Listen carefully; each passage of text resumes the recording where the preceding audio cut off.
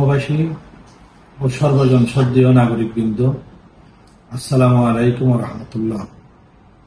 ত্যাগ ও কুরবানির অনন্য আদর্শে সমুজ্জ্বল পবিত্র ঈদুল আজহার এই মহামান্বিত দিনে আমি আপনাদের সবাইকে জানাই অন্তরের গভীর থেকে ঈদের শুভেচ্ছা ও মোবারকবাদ।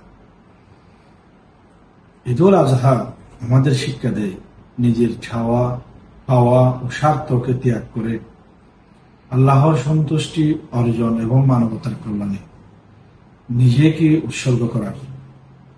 আসুন আমরা এই শিক্ষাকে হৃদয়ে ধারণ করি, ধনী গরিব নির্বিশেষে ঈদের আনন্দ সবার মাঝে ছড়িয়ে দিই, অসহায় মানুষের মুখে হাসি ফোটাই।